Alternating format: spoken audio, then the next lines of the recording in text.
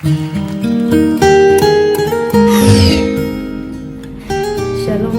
peuple de Dieu.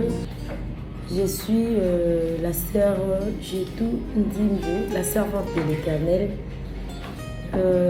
Mukola lelo na ye liboso na bino na nzela ya vidéo oyo. Place nyonso bozolanda vidéo na nga dans le monde entier.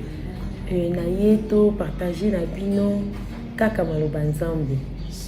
Maloba nzambe nangaki to partager ngo na thème moko oyo eza le rôle de la femme dans le ministère. Rôle mwasi na kati ya ministère eza nini? Yango mukola lelo ayaki na partager na bino elongo. Na kati wana tozomona toza na deux choses. Toza na ministère et puis toza na femme eza biloko mibale. Siko ministère eza nini et puis la femme aza nani. Mais tozobanda nano na ministère. To définir nano ministère. Ministère eza nini? Le ministère c'est une charge, un emploi qu'on exerce. Ministère est une charge ou un emploi qu'on exerce. Yango wana nde ministère. Maintenant, la femme azanani.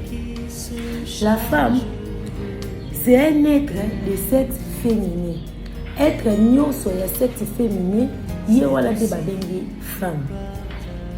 Ye wana de babengi femme. Donc être nyonso kwa azana sexe féminin, nde ye wana babengi femme. Siko tolingi to yeba rôle ya femme oyo na kati ya ministère, rôle na ye ezani. Rôle à mwasi na kati ya ministère ezani. Comme pourquoi tu définir déjà ministère et puis tu définir femme. Maintenant au rôle ya mwasi na kati ya ministère ezani. Est-ce que mwasi azana un rôle ya ko jouer? To mwasi azana un rôle ya ko jouer te. Toki na makomi to yeba soki mwasi azana un rôle ya ko jouer, to mwasi azana un rôle ya ko jouer te na kati ya ministère. Aujourd'hui Genèse 2 verset 7. Genèse 2 verset 7, Bible le Binabiso, l'Éternel Dieu forma l'homme de la poussière de la terre, il souffla dans ses narines un souffle de vie et l'homme devait un être vivant. Donc il colle na ebandeli na commencement. Le Seigneur akela ki nyonso, akela ki banzete, akuta ki mokili ezalaki en forme vide. Le Seigneur akeli mokili na liloba na ye.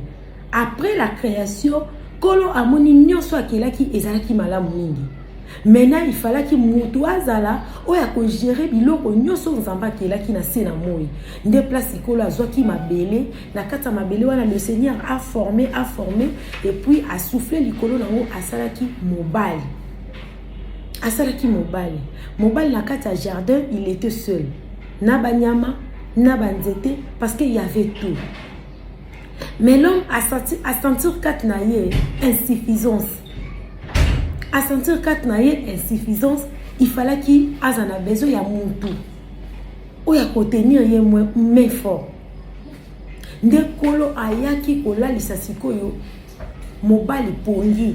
Wana soko kei na verset 2 wana kakame. Toke na ngona 21 ti na 22. Bible lobi kolo ala lisaki mobali profond sommeil. Zwa Bible na yo, zwa kaye na yo. Notez bas verset au banakotanga ngo petit à petit malé mais pour comprendre bien. Car Genèse 22 21 tina 22 Bible lobi le Seigneur ala lisaki Adam profond sommeil. Tango Adam lala ki pongi ndenzamba yaki. Aye na kata mopandi Adam abimisaki mukuwa. Yaya nazo bisayo le Seigneur alinga asala quand même démarche. Azonga azoma bele akila mwasi mais tout wana ezaki ndenge moto ezaki différent. Ere koma kitanga mwasi benemi makambo changeaki makambo bongwanaki. Le Seigneur azoki sou mabelete mais cette fois-là le Seigneur azoki côte azoki mokuwa. Pourquoi kola azoki mokuwa mama na ngai? Pourquoi kolo azoki mokuwa? Parce que ayebi ke mwasi na kati ya mwasi kolo atie ba tâche belé.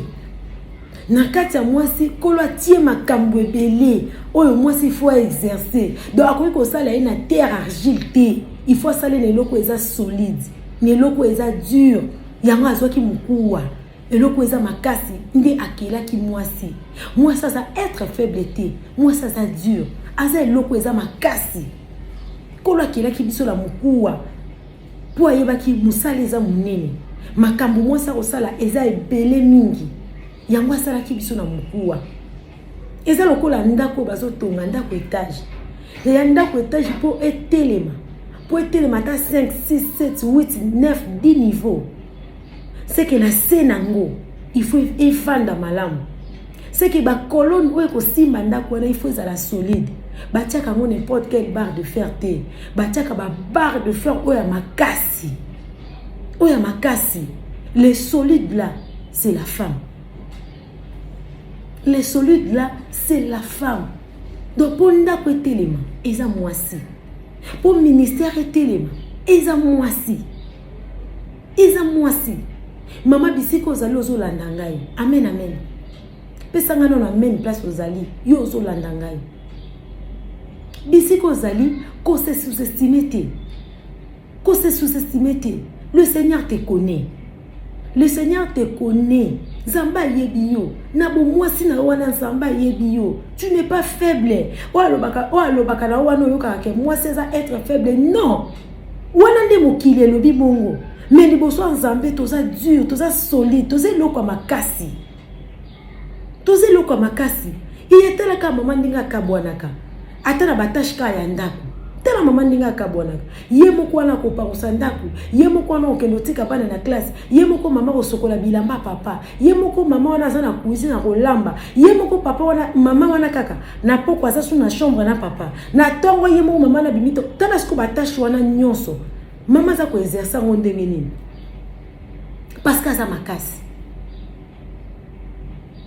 makasi aza eloko apetete aza makasi mama oza na mutu ya makasi na kati ya société pe na kati ya musala ya Nzambe yo oza na mutu ya makasi oza na part munene oza na tâche munene lokola mwasi oyo yo il faut remplir ya na mois de la femme oyo basi tolataka mingi maputa to monika akeno le 8 mars tozogana émancipation de la femme mais moi si la mutu eloko nini yozo retenir moi si na mutu émancipation de la femme ezali puta te le 8 mars ezali puta te le 8 mars eza mental eza mutu ya mama omiyeba oza nani mama omiyeba oza nani soki omiyebi te okobanda ko se sous-estimer mais soki omiyebi oyebi vraie valeur na yo omiyebi ba qualité o Nzamba tia kati na yo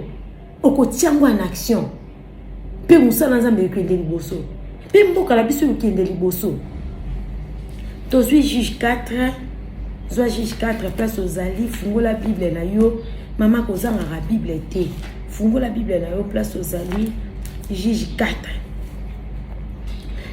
4 verset 8 à 9 Bible le blême Barak lui dit si tu viens avec moi j'irai mais si tu viens pas avec moi je n'irai pas.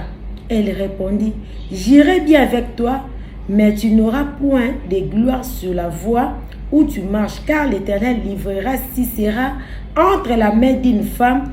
Et Déborah s'éleva et elle se rendit avec Barak à Kedesh. Awa Bible ezobetela biso lisolo ya Déborah azalaki mosali na Nzambe azalaki prophétesse mais kaka Bible complétée azalaki sous juge le même mwasi wana azalaki juge qui juge naye abane ko juger car pas seulement le femme il jugeait tout le monde na basi na mibali Déborah bane ko juger bango au moins que moi sur eux aza utile na musala Nzambe et puis aza utile na société maman aujourd'hui tout le monde ba femme généraux ba femme ministre femme cause la président de la République tout le monde a queen na Angleterre la reine queen azo gouverner mboka aza mwasi lokola ngana yo na kati na biso Nzamba tie makambo minene il faut se découvrir yo moko miyeba nga moko naza nani po oyeba bien ndenge ko sela Nzamba Déborah telemaki roi akokai komema Déborah te soki ya solo moi c'est être faible roi akokai komema Déborah te toyebi guerre eza place minduki ebetaka place bambeli ebimaka mais roi yebisi Déborah soki okokende na okende soki okokende te na kokende te. Est-ce que être faible ba comme même na guerre être faible ba comme même na guerre mais Déborah telemaki atalaki bo mwasi na yete atalaki bo mwasi na yete Déborah telemaki akendaki na bitumba ayebisi roi lokola nga na telemi na kendo na bitumba oboma munguna note nzamba ko livre munguna no na maboko mwasi bien aimé betela nzambe maboko betela na nzambe maboko